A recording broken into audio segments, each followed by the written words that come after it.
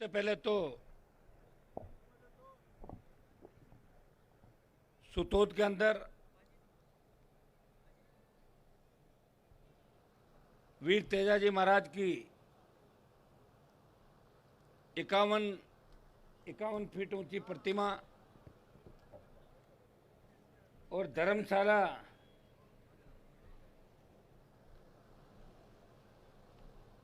की एक नई शुरुआत सीकर जिले के हमारे नौजवानों ने और नौजवानों की टीम भाई तेजवीर सेना के अध्यक्ष दिलसुख चौधरी, मुकेश बेनीवाल, सांवरमल मुआल, अनिल ढाका और ये पूरी टीम जो पिछले कई दिनों से लगी थी, ऐतिहासिक शुरुआत इन्होंने की और हजारों की तादाद के अंदर आज भव्य कार्यक्रम का आयोजन किया। उस ऐतिहासिक कार्यक्रम में मुझे आमंत्रित किया आपने, इसके लिए समस्त शेखावाटी के मेरे भाइयों का, पूरी टीम का, जो मेजबानी कर रहे हैं लोग, उन सब का हृदय से मैं आभार प्रकट करता हूं, अभिनंदन करता हूं। बहुत बहुत आपको धन्यवाद। आज हम खड़े हैं, जो एक नई शुरुआत है। सालासर बालाजी का स्थान भी नजदीक है, तो दो जोरदार जयकारे आप लोगों को लगाने, उसके बाद में शुरुआत करूंगा। जय बोले वीर तेजाजी महाराज की, जय बोले सालासर दरबार की। सालासर से भी जब दर्शन करने के लिए हजारों लोग आते हैं और तेजाजी के दर्शन करने के लिए भी जब जाते हैं यहाँ से शेखावाटी अंचल से, तो रुकने की बहुत बड़ी तकलीफ लोगों के आने जाने वाले जो हमारे यात्रु उनके होती है। एक सही सोच के साथ तो शुरुआत आपने करी। मेरा पूरा सहयोग, मेरी पार्टी का पूरा सहयोग इस काम के अंदर, किसी चीज़ की आप चिंता नहीं करें, कोई कमी नहीं आने देंगे।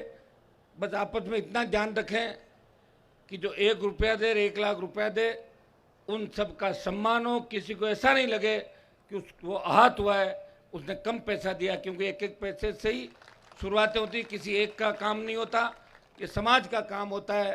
और हम उस समाज से आते हैं जो इतिहास, जिस समाज से लिखा गया, जिस समाज ने कभी इस देश के अंदर हार नहीं मानी, जिस समाज ने दिल्ली के तख्त ताज बदल दिए, जो समाज हमेशा लड़ता रहा, जिस समाज को तोड़ने की लगातार प्रयास हुआ, लगातार कोशिश हुई, जिस समाज से कई पंथ बने, जिस समाज से कई धर्मों के अंदर लोग चले गए, लेकिन समाज को कोई तोड़ नहीं पाया।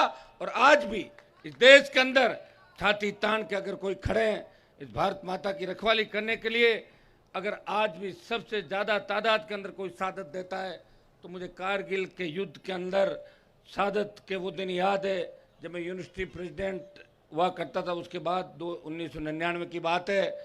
उस समय अमेरिका के अखबार के अंदर छपा था कि 20,000 फीट ऊंची पहाड़ी के अंदर हिंदुस्तान में एक रेजिमेंट जो 50 किलो गोला बारूद और AK-47, AK-56 राइफल लेके और 20,000 फीट ऊंची पहाड़ी पे चढ़ती है और दुश्मन को ढेर करती है, वो जाट रेजिमेंट है, जो शेखावाटी, मारवाड़ और हमारे इस इलाके हरियाणा और उत्तर प्रदेश के, पश्चिम उत्तर प्रदेश के इलाके से हमारे नौजवान आते हैं। मैं इस कार्यक्रम के अंदर शिरकत कर रहे पूर्व गवर्नर और समाज के लिए बेबाकी से देश के अंदर बिना डरे अपनी बात रखने वाले जनता दल के समय से ही हम जानते हैं कि किस तरह मलिक साहब बड़ी से बड़ी ताकतों से टक्कर लेते थे। आज भी इस उम्र के अंदर 80 के आसपास चले गए, 77-78 साल के अंदर, फिर भी हमारे लोगों के लिए चल के आना और आपको एक दिशा देनी, आशीर्वचन देना, मैं धन्यवाद दूंगा मलिक साहब का। और मैं आपको ये भी विश्वास दिलाता हूँ मलिक साहब, आप चिंता नहीं करें, जिनसे आप लड़ रहे हो उनसे हम भी लड़ रहे हैं, लेकिन आप और हम एक हैं। आपको चिंता करने की आवश्यकता नहीं। देश का नौजवान जब भी आपको आवश्यकता पड़ेगी, सही बात में आपके साथ खड़ा मिलेगा। हमारे महाराज जी चले गए, सुमेधानंद जी, उनको शायद जल्दी ज़्यादा थी। भाई हरी जी रणवा भी निकल गए कि गोगा मेडी जाना था, बता रहे थे। हमारे एमएलए साहब मेरे पिताजी के साथ विधायक रहे, गार्जियन दिलसुख चौधरी जी, पूर्व प्रमुख बहन रीटा सिंह जी, प्रधान नेचवा संतरा देवी जी, मदन जी सेवदा, लक्ष्मणगढ़ प्रधान जी, जाट महासभा के अध्यक्ष, राजस्थान के प्रशासनिक सेवा के अधिकारी रहे, लंबे समय तक संघर्ष किया समाज के लिए, भाई राधेराम जी गोदारा। मेरे साथ यूनिवर्सिटी कॉलेज के मित्र, मैं जिनकी हमेशा चिंता करता हूं, ताराचंद जी दायल, जिला परिषद में तो 5 बार जीत गए। मैंने कहा जिला परिषद में रहोगे कि विधानसभा में आओगे? ये बीजेपी वाले तो आपको लाने से रहे, मैं पहले बता दूं आपको दायल साहब। इसलिए इस बार थोड़ा रास्ता चेंज कर दो, नहीं तो बूढ़ापा फिर अपना हाथ में नहीं, तो आप बढ़ती जाती उम्र आदमी। लड़ना ही पड़ेगा आपको, कभी न कभी लड़ाई लड़नी है। सरपंच साहब रणजीत गोदारा जी, छात्र संघ के अध्यक्ष भाई विजेंद्र ढाका जी, डॉक्टर राम प्रताप जी बढ़िया, अविनाश जी डोटासरा, विजयपाल बगड़िया, छोटे भाई। उस समय शायद विजयपाल के कॉलेज के उद्घाटन में आया था लास्ट बार, उसके बाद एस कल्याण कॉलेज में नहीं गया था मैं। विजयपाल बहुत मजबूत नौजवान लड़का है। श्री राम बिजानिया, ये भी मुझे कह रहे थे कि भाई साहब धीरे चल रहे हो। मैंने कहा भाई इससे ज़्यादा तेज चलोगे तो कहीं बाहर नहीं चला जाऊँ राजस्थान के, ये भी ध्यान रखना। तो ठीक चल रहा हूँ, धीरे नहीं चल रहा हूँ, मैं ही चल रहा हूँ। चल कौन रहा दूसरा, आप ये बताओ।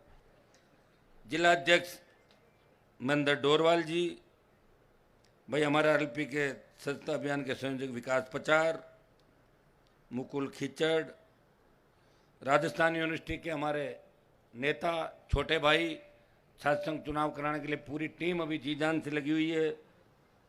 छोटे भाई महेश चौधरी, प्रशांत ढाका, मुकेश गढ़वाल, हमारी सरोज जी, सम्मानित मंच, उपस्थित हजारों की तादाद में सीताराम जी नाइक, हमारे बैठ जाओ नाइक साहब, बिराजो, मोजीज बुजुर्गों, नौजवान साथियों, माताओं बहनों, प्यारे बच्चों, अच्छा लगा आपके बीच आके।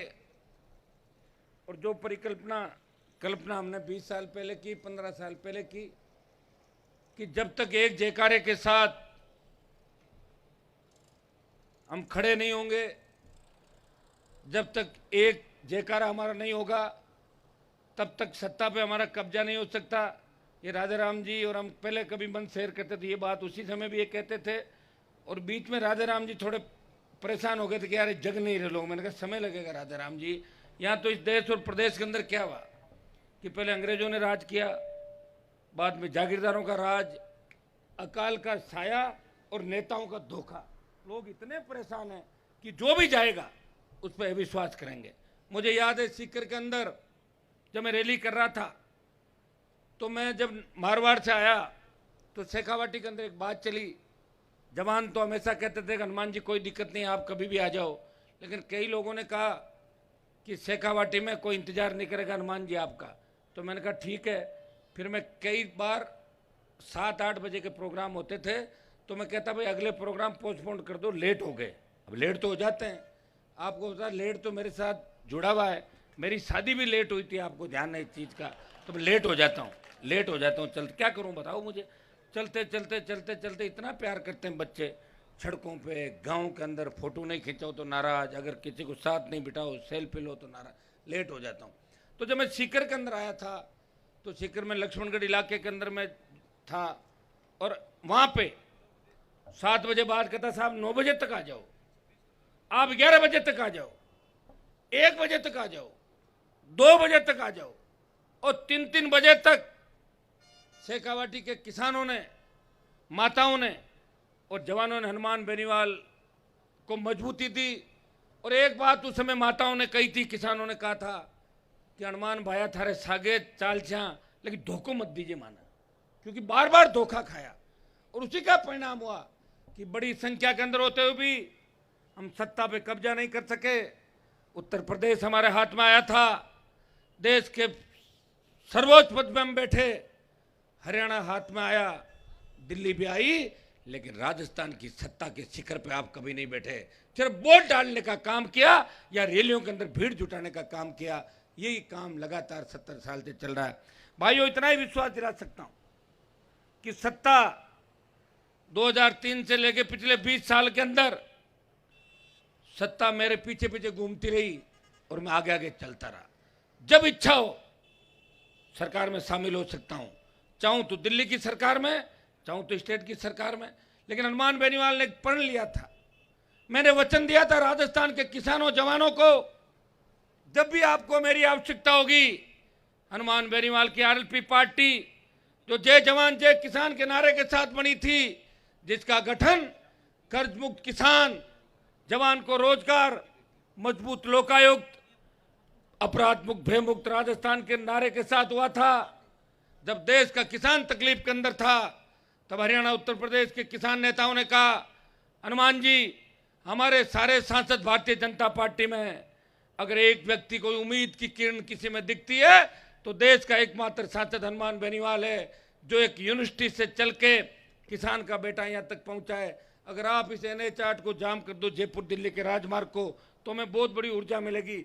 भाइयों, मोदी की सत्ता को ठोकर मार के अगर NH 8 को जाम करके एनडीए किसी ने उत्तर भारत में छोड़ा, वो नागौर का सांसद था जिसने इस कौम का मान और सम्मान इस देश के अंदर बढ़ाया। और जब अग्निपथ आया, जब सेना के सम्मान को ठेस लगी, जब सेना को ठेके पे दे दिया, देश का कोई सांसद नहीं बोला। लोकसभा के अंदर और जोधपुर में 2 लाख जवानों की रैली करके प्रधानमंत्री को अगर चुनौती दी तो नागौर के सांसद ने कहा, प्रधानमंत्री जी, हम उस कौम से आते हैं जिस कौम ने कई बार दिल्ली का तख्त बदल दिया, इसलिए हमसे मत टकराओ।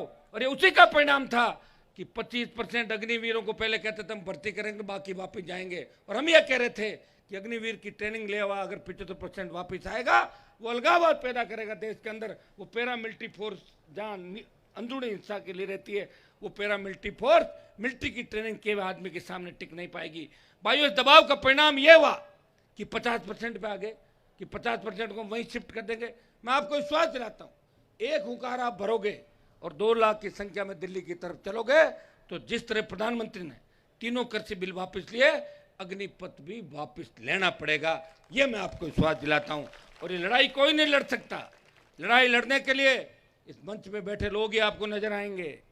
मैंने देखा है, सारा इलाका जब दिल्ली गया तो एक चीज मलिक साहब मैंने सीखी कि देश के किन नेताओं में दम है और किन में दम नहीं है, उसको नजदीकी से लोकसभा के अंदर किसी ने देखा, नागौर के सांसद ने देखा। अगर मैं MP नहीं बनता तो मुझे इन बातों का पता नहीं लगता। MP बन के वापिस आ रहा हूँ मैं आपके बीच, क्योंकि मुझे लग रहा है कि आपका भी मेरे बिना मन नहीं लग रहा, मेरा भी विधानसभा बिना मन नहीं लग रहा। तो मैं एक बार भी पहले विधानसभा के चुनाव के अंदर आऊँगा आपके बीच, और मुझे पूरा भरोसा है इस बार राजस्थान के अंदर जिस तरह नौजवानों ने करवट बदली है, 50 लाख से लेके 80 लाख के लगभग नया वोट जुड़ जाएगा जब तक अक्टूबर आएगा। और ये नया वोट इस बार परिवर्तन के नाम का होगा। नया वोट भय मुक्त, भ्रष्टाचार मुक्त राजस्थान के नाम का होगा। यह आंधी नहीं चलेगी भारतीय जनता पार्टी की।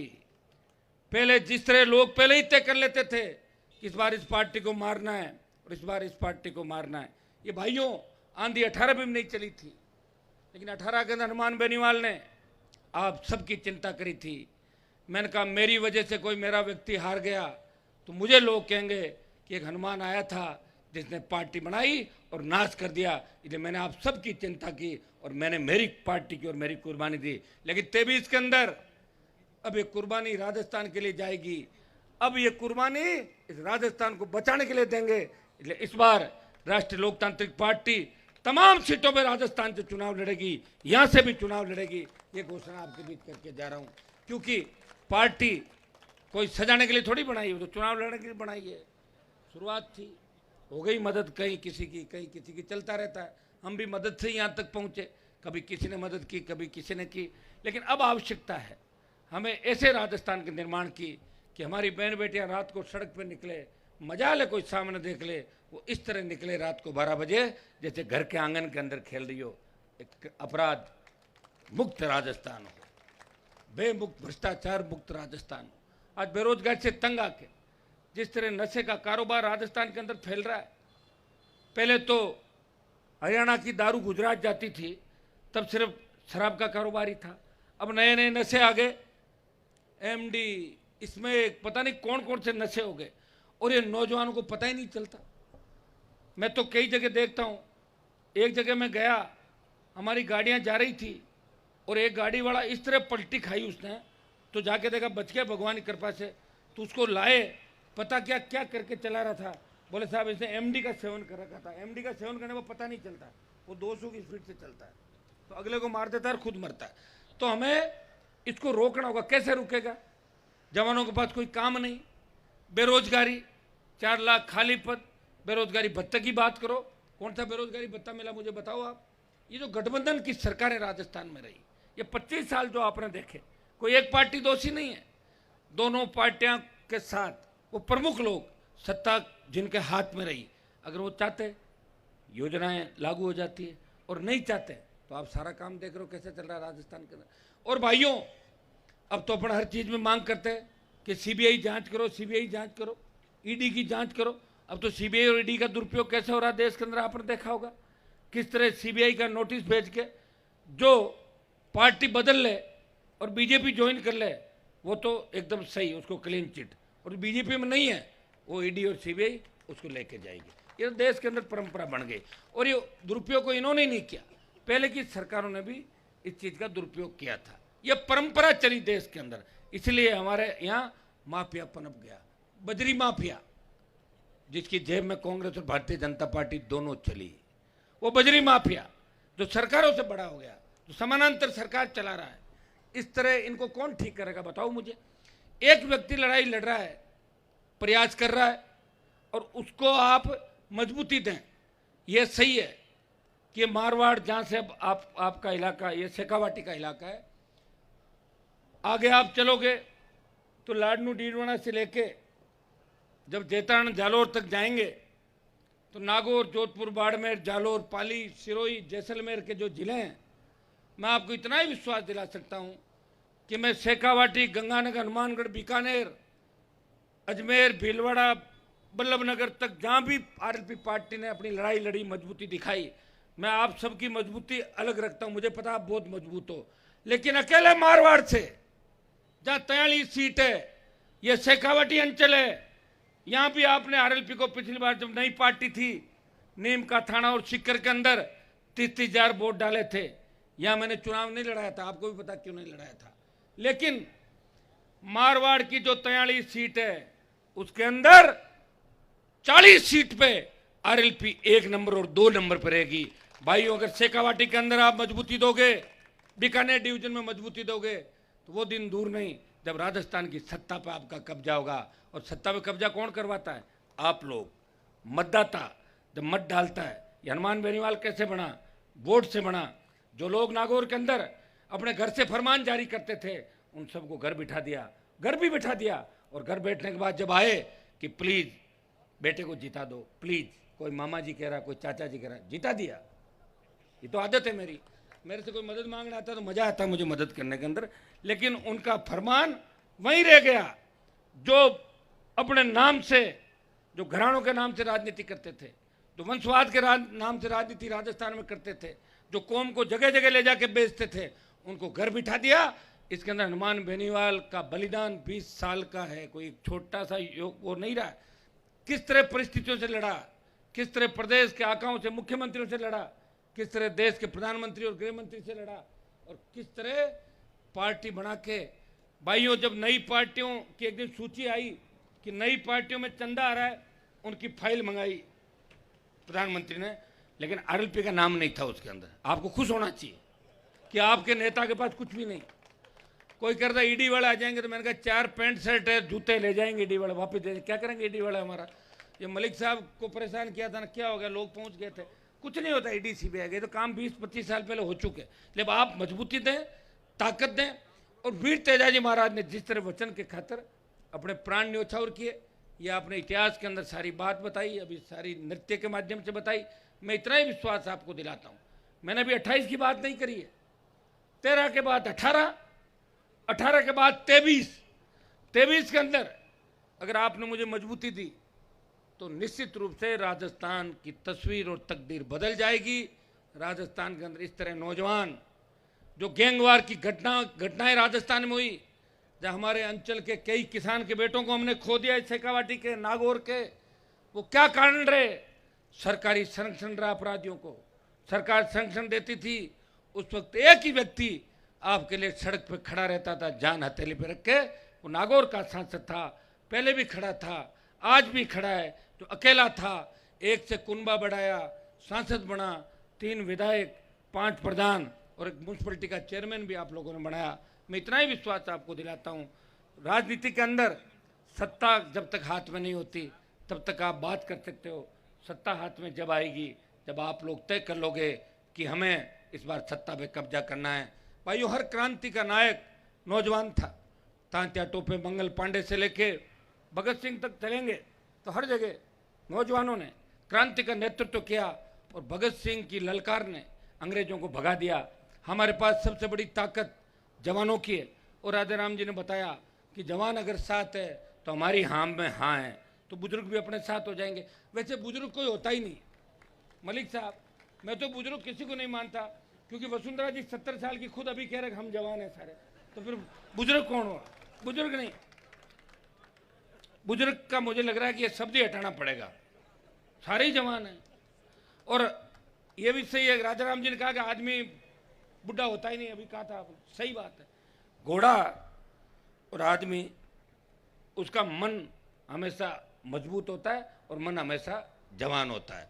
इसलिए आप सबको, जवानों को चलना भगत सिंह की भूमिका के अंदर, और माताएं बहनें जिस तरह आशीर्वाद दे रही है, और शेखावाटी की माताएं बहनें जिस तरह हमारा इतिहास रहा, शेखावाटी का लड़ाका इतिहास, सामंतवाद के खिलाफ लड़ाई की शुरुआत करी, आर बॉर्डर पे सबसे ज़्यादा साधन देने वाली हमारी शेखावाटी। अगर माताएं बहनें झांसी की रानी लक्ष्मीबाई बन के निकल गई, वो दिन दूर नहीं जब राजस्थान की सत्ता पे आपका कब्जा होगा, तब नौकरी के लिए कोई आंदोलन आपको नहीं करना पड़ेगा, संविदा कर्मियों को नियमित होने के लिए पुलिस की लाठी गोली नहीं खानी पड़ेगी, किसान को जब फसल बीमा वाला उसकी फसल का बीमा प्रीमियम लेके नहीं भागेगा, किसान को फ्री बिजली भी मिलेगी, सारी वो चीज़ मिलेगी जो एक आपका सपना है। और यह आपने देखा है कि मैं तो अभी सत्ता के अंदर नहीं आया, फिर मैं मेरे वहाँ तो फ्री बिजली चला रहा हूँ लंबे टाइम, देखा ना आपने, और कईयों को और सिखा दिया चलाने के लिए फ्री बिजली, और इतनी चलवा दी कि सरकार घोषणा ही करने लगे फ्री। अभी यहाँ ये सही है, बिजली कम आ रही है, बात करें हम लोग, प्रयास करें कि पूरी बिजली किसानों को मिले। आपके यहाँ तो बिजली के बड़े बड़े आंदोलन हुए, किसान आंदोलन में सबसे ज़्यादा अग्रणी भूमिका आप लोगों ने निभाई। समाज के अंदर भी आज यहाँ के प्रवासी जो धन्ना सेठ है शेखावाटी के, वो देश के अंदर अपना नाम कमा रहे हैं, और आपके यहाँ भी सहयोग करें, देश को भी सहयोग करें। कोविड के टाइम मुझे याद है किस तरह शेखावाटी के नौजवानों ने जान की बाजी लगा के एक दूसरे की मदद की। हमें हमारा वो राजस्थान चाहिए जहाँ लोग बाहर से पढ़ने के लिए आते थे, जहाँ लोग कहते थे कि मेरी बेटी को मैं अजमेर पढ़ाऊँगा, मेरी बेटी को मैं लक्ष्मणगढ़ के अंदर पढ़ाऊँगा, मेरी बेटी को सीकर पढ़ाऊँगा, मेरे बच्चों को मैं जयपुर पढ़ाऊँगा। अब लोग कह रहे हैं कि हम उस राजस्थान में नहीं रहेंगे जहाँ अपराध के अंदर 1 नंबर राजस्थान आ गया। वो एक दिन में नहीं आया, लंबा समय लगा, इसलिए हमें उस राजस्थान के माथे पे जो कलंक लगा है इसे धोना है। तैयारी कर लो भाइयों, हमें सारी चीज़ों का ध्यान रखते हुए, सर्व समाज को साथ लेते हुए, लोग मेरे पे जातिवाद का आरोप लगाते हैं, लेकिन आप देख रहे हैं राजस्थान के अंदर अगर किसी भी जाति को पीड़ा होती है, हनुमान बेनीवाल सबसे पहले पहुंचता है। इस लोकसभा के अंदर भी चाहे ट्राइबल का मामला हो, चाहे शेड्यूल कास्ट पर अत्याचारों की बात हो, चाहे गुर्जर आंदोलन, हरियाणा के जाट आरक्षण आंदोलन के अंदर जो मुकदमे दर्ज हुए, उनके मुकदमे वापस लेने की अगर कोई बात करता हो, आई रेजिमेंट की कोई बात करता हो, जाट, मुस्लिम, मेघवाल, मीणा, गुर्जर, यादव, माली, इनको हाईकोर्ट जज बनाने की बात लोकसभा के अंदर कोई करता हो, वो नागौर का सांसद है जो अपनी जाति के साथ ओबीसी, सर्व समाज, SC ST को भी साथ लेकर हमेशा चलता है। और उसी का परिणाम है कि पार्टी बना के एक आदमी चला। जब सरकार गिर रही थी तो सारी पार्टियां टूट गई, BTP चली गई कांग्रेस के अंदर, बसपा का पूरा विलय हो गया, हाथी समेत कांग्रेस के अंदर बसपा चली गई थी, लोकदल चला गया, दूसरे चले गए। लेकिन हनुमान बेनीवाल जिसने आरएलपी पार्टी बनाई आपके संघर्ष से, आशीर्वाद से, उसकी पार्टी कभी बाड़ेबंदी के अंदर नहीं रही। वो तीनों विधायक उसी तरह घूमते रहे जिस तरह वो चुन के शपथ लेके आए थे। वो किसी बाड़े और होटल के अंदर नहीं रहते। उन्होंने कहा था हम जिसके साथ हैं खुले साथ हैं, और उस पार्टी को कोई तोड़ नहीं पाया, क्योंकि इस पार्टी पे वीर तेजा जी की कृपा है, बालाजी महाराज की कृपा है। और ये पार्टी बनी इसलिए कि राजस्थान में इन दोनों पार्टियों को ऑपरेशन करेगी राष्ट्रीय लोकतांत्रिक पार्टी। और मैं आपको धन्यवाद दूंगा, चूंकि ये राजनीतिक मंच नहीं है, लेकिन मैं अगर आया और थोड़ी सी राजनीतिक बात नहीं कहूँ तो फिर टाइम खराब करने से कोई फ़ायदा नहीं, ये भी आप जानते हो। तो मेरी राजनीतिक संदेश मैंने आपको दे दिया। भाजपा को भी रोकना है, इस बात का ध्यान आपको रखना। बैठे बैठे 125 सीट मत दे देना, नहीं तो 5 साल तकलीफ पाओगे। मैं तो जीत के आ जाऊँगा, लड़ता रहूँगा, फिर ये मत कहना कि ये कर दो और वो कर दो। लड़ाई में कोई दिक्कत नहीं, लड़ेंगे हम, पहले भी लड़े थे, आगे भी लड़ेंगे। इसलिए हर चीज़ को सोचना समझना है। ताराचंद जी की आप चिंता मत करो, ये जितने बीजेपी के अंदर से हैं उतने हमारे भी है। अब आप इनकी तरफ मत देखो, आप जी बैठे हैं। इन्होंने कहा कि मैं तो पूरा भाषण सुनूंगा, हनुमान जी का भी सुनूंगा, और मलिक साहब क्या कहते हैं वो भी सुनूंगा आज, इसलिए इनको बिठा रखा हमने बीजेपी के प्रतिनिधि के तौर पर। आप सबको, पूरी टीम को, कि शेखावाटी के अंदर वीर तेजाजी महाराज की भव्य प्रतिमा लगा के जो आप संदेश पूरे देश और विश्व के अंदर दे रहे हैं। वीर तेजाजी हमारे कुल के गौरव थे, लेकिन 36 कौम वीर तेजाजी को आराध्य देव के रूप में मानती है। 36 कौम, जो भी किसान खेती करता है वो तेजाजी को जरूर याद करता है। हे तेजाजी महाराज मुझे अच्छी फसल देना, हे तेजाजी महाराज मेरी रखवाली करना। तो तेजाजी सबके हैं, और तेजाजी का जयकारा हमें मिल गया। भाइयों, मैं खुशी इस बात की है कि धौलपुर से लेके बाड़मेर और डूंगरपुर से लेके गंगानगर, जहाँ से राधे राम जी आते हैं, वहाँ एक एक किसान का बच्चा तेजाजी के जयकारे के साथ आपको डीजे की धुन पे झूमता हुआ नजर आता है, और तेजाजी के जयकारे के साथ वो सरकारों को झुकाता हुआ नजर आता है। ये आपने देखा है। आपने जो ऐतिहासिक शुरुआत शेखावाटी में की, वीर तेजा सेना अगर राजस्थान में कहीं बनी तो सबसे पहले शेखावाटी की धरती है, जब वीर तेजा सेना का गठन हुआ, तेजवीर सेना का गठन हुआ। मैं बधाई देता हूँ। एक संदेश और दूंगा कि आप सेनाएं चाहे कितनी बना लो, लेकिन आपस में लड़ो मत। अपने लोगों के साथ दिक्कत क्या है कि लंबे समय तक एकता नहीं रखते, एक दूसरे से लड़ लेते हैं, भिड़ लेते हैं। कहीं फोटो नहीं आई, मेरा नाम नहीं आया, मेरा माड़ा में नाम नहीं लिया, मुझे छापा नहीं बंधाया। मैं तो आधा टाइम इसी में लगा रहता हूँ, मनाने के अंदर, आधा राजस्थान। तो लड़कों को लेकर चलना बड़ा टेढ़ा काम है। किसी का फोन नहीं उठाया, एक ही जगह से फोन करेंगे। एक ने फोन किया, हो सकता है मैं कहीं बात करूँ, उसका फोन दूसरे नंबर से करेगा, उठा लो, मार लो फोन को, नहीं उठाओ, इसमें ज़्यादा है कि वो ठीक है। अब बताओ कितनी बड़ी प्रॉब्लम। तो आप मेरी चिंता करो, क्या मैं फोन ही उठाता रहूँगा क्या? बताओ मुझे, या तो मैं ऑपरेटर बन जाऊँ कहीं जाके जो फोन उठाने का काम करता हूँ, फिर बताओ। अरे भाइयों, फोन जब भी करो जब ज़्यादा जरूरी हो, नहीं तो मैं तो मिलता ही रहता हूँ, 24 घंटे तो आपके बीच में रहता हूँ। आप ये चिंता नहीं करते मैं सोता कब हूँ। 6 बजे तक देखा क्या मुझे, सुबह 5 या 6 बजे तक घूमते हुए राजस्थान के में। तो अभी चिंता ये करो कि फ़ोन पे बात कम करो। जिसको ज़रूरी काम है, कोई बीमार है फ़ोन कर दे, पुलिस परेशान कर रही है फ़ोन कर दे, बदमाशी कोई कर रहा है, गांव में गुंडे बदमाश आ गए फ़ोन कर दो। अब आपके फ़ोन के चक्कर में ज़रूरी फ़ोन भी नहीं उठा पाते। कहीं हालचाल है साहब, सूता कौन सूता, 3 बजे, तो 3 बजे थोड़ा बहुत सोना भी तो दो भाई। कितना परेशान करते हो आप मुझे, इतना सो के लो तो थोड़ी करते हो। जब पायलट को तो देखा ही नहीं होगा, कहाँ चले गए वापस, मानेसर के मुख्यमंत्री बन गए क्या मुख्यमंत्री? वो वसुंधरा जी थी, उसका नंबर भी नहीं है आपके पास।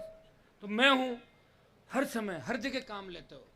अच्छा वह खेत में नहीं जोता अभी तक, वो भी जोत लो तो क्या, चलो साहब थोड़ा सा यहाँ करो, तो खेत में ले साहब, तो भी ले लूँगा मैं तो आपके लिए, चिंता मत करो। क्योंकि मिशन 23 पूरा करना है, और इसके लिए हनुमान बेनीवाल पूरी ताकत के साथ आपके साथ खड़ा है।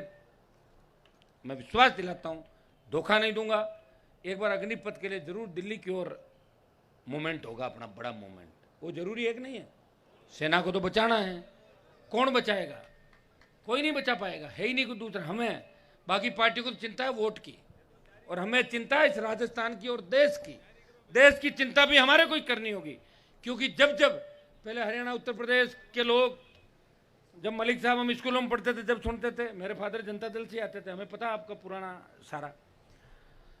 पहले हरियाणा उत्तर प्रदेश के नेताओं ने, लीडर वही थे हमारे, चरण सिंह जी, चौधरी देवीलाल।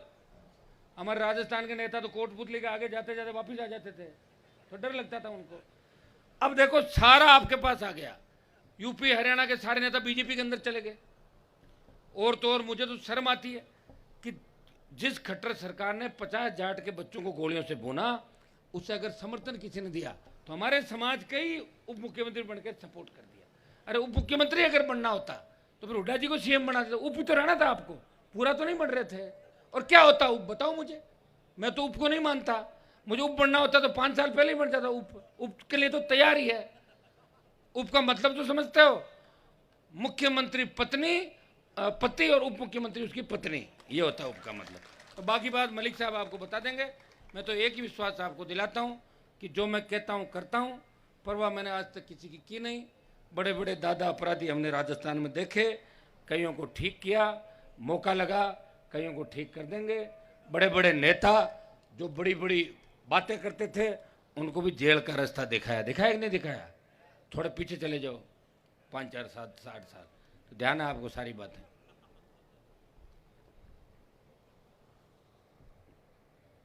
काफी लंबा समय हो गया और अब एक मिनट और आ जाऊंगा तो वापस चुनाव का टाइम तो आता ही रहूंगा मैं आपके बीच। आज सारा सुन लोगे तो बाद में क्या सुनोगे। मलिक साहब अपने बीच आए, मलिक साहब को उद्बोधन सुनेंगे। बच्चे हमारे जो भी नेता है इनकी बात भी सुनेंगे।